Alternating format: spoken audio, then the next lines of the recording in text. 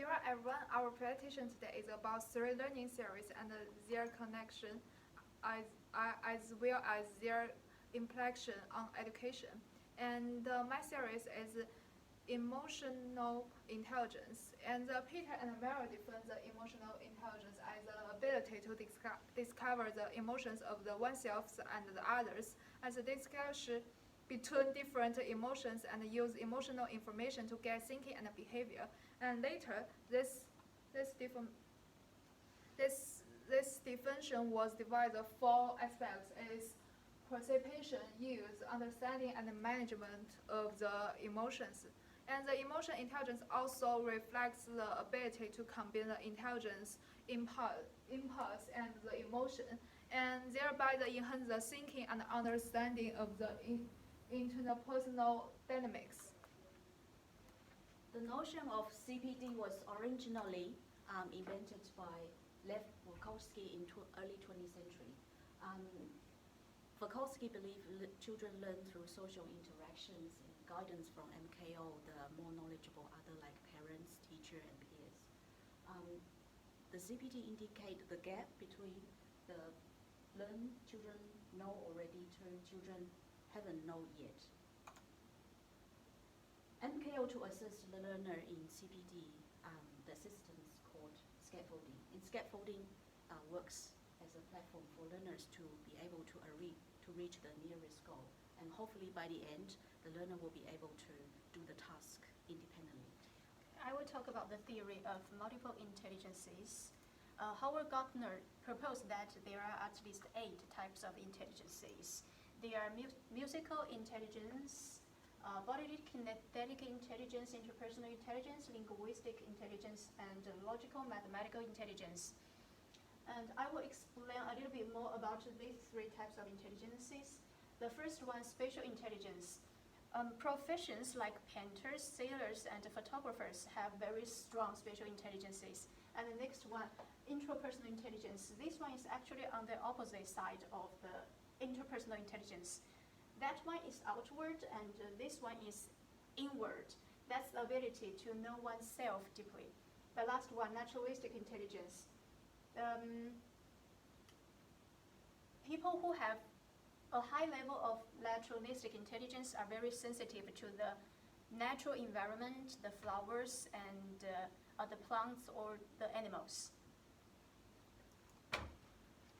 Yeah, now let's talk about the connection between those 3 theories. Firstly is the relationships and the partnerships. And what do you think, Ada? Yeah, I believe the relationship between teacher and student should be really close.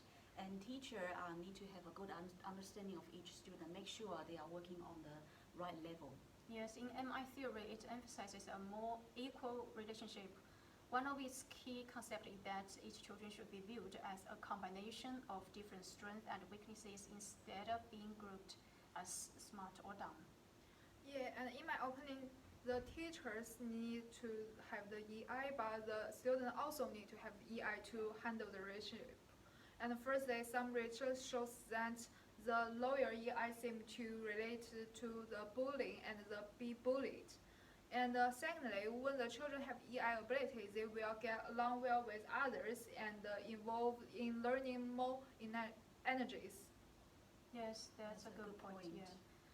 Then the next aspect, planning for students' engagement. What do you think about that? In CPD, teacher need to be aware of different students' personalities, intelligence, and cultural background. So during scaffolding, teacher need to use different tools towards different needs and continually adjust the level of the help.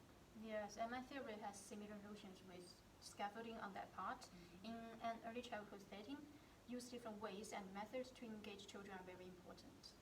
Yeah, I think the teacher has the ability of the EI and can discover and responsible to the different students' personality to give the different teaching the methods.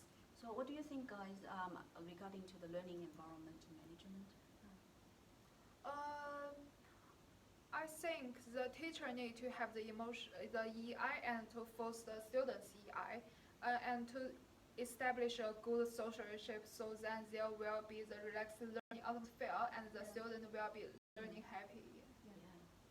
Yeah, I think in CPD, cooperative learning environment is really important. For example, when we're doing this assignment, through our collaborative knowledge in different learning theories, so each one of us could learn more. Yes. And MI theory implies that in both the static and dynamic environment, all the materials, the activities, and the interactions provided by teacher should cover all range of intelligences. And the MI theory can be used as a framework for teachers to check what is missing in the learning environment. Okay. So actually 3 of our theories support each other, but I believe there are some limitations. So I actually have a question about Yuton's theory.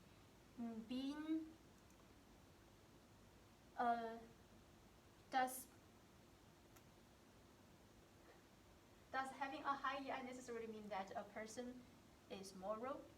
I think it's no, because the higher EI is now means a higher moral. So it's necessary for the teaching is to compare the moral education into the learning and the teaching. Yeah, and I also got the question for the ADA. Is when there is a large group of students, how can a teacher manage to the scaffold each of them? Yeah, it's actually been the biggest problem for adopting CPD. There may not be enough teachers for each student's needs. Also, could be misjudge their each student's level because to the time issue. Yes. And lastly, what is the imitation of your theory?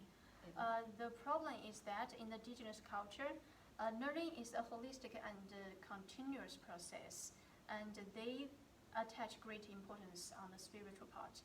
However, in the MI theory, the intelligences are discussed separately, and the spiritual part is not included. So in conclusion, we think that no theory is perfect. Teachers have to compare and combine different theories in the real teaching. Yes. Yes, that's That's all. all. Thank all. you. Thank you.